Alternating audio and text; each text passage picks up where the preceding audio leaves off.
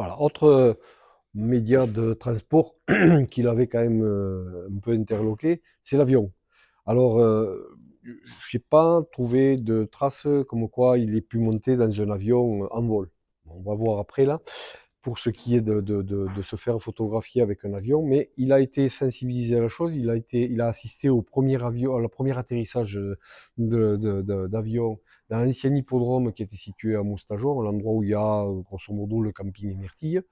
Et ce premier avion qui était venu, c'était un Newport qui était piloté par Charles Terence Weyman, pardon. D'accord. Et il a atterri, il a fait plusieurs tours au-dessus de la vallée de Luchon. En fait, au départ, c'était dans le programme des fêtes.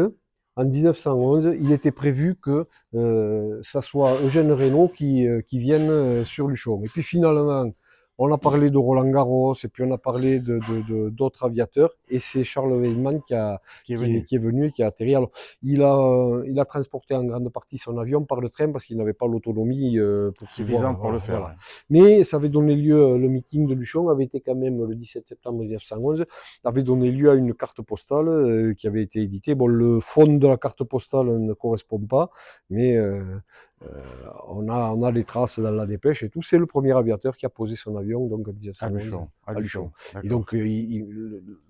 première visite de cet aviateur, il l'avait consigné dans ses carnets, forcément. D'accord. Et alors, à l'occasion de cet atterrissage, un des photographes qui se situait à l'allée des Bains avait installé un petit stand où il photographiait les gens comme s'ils étaient avec un imposte, quoi. C'était quand même une photo du lac d'eau derrière et devant un avion ça s'appelle une Antoinette, celle-là, qui n'est jamais venue à Luchon d'ailleurs. Et il photographiait les gens placés dans l'avion comme s'ils étaient en train de survoler le lac d'eau. Et Oui, ici, ça me trompe l'œil, en fait. voilà, Voilà. et nous avons Monsieur Gourdon là en train Qui est de, là, voilà, de piloter d'accord. son Antoinette. Ah, d'accord. Voilà. Ok. Ben, c'est super. Autre objet de curiosité, le premier planeur, je dirais, avion sans moteur. D'accord. C'était De Voitine qui était un À collègue de la l'origine. TECOR à l'origine, qui avait conçu cet avion. En fait, il y avait un concours qui était celui de traverser la Manche avec l'avion le plus léger possible. Et donc, avion plus moteur, il y avait 250 kilos. C'était intéressant. Et la première des choses, on l'a quand même d'abord essayé.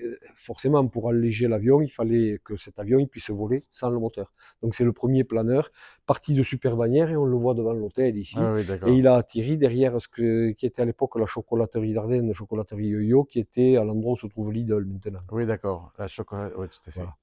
Enfin, Moi, j'ai tout vu. je l'ai vu, cette chocolaterie Yo-Yo, Hmm. parce qu'après, ça a été maison d'enfant. Maison C'était d'enfant Le le Clair-Soleil. Clair-Soleil, tout à Hmm. fait, ouais. Ça, je l'ai vu, ça.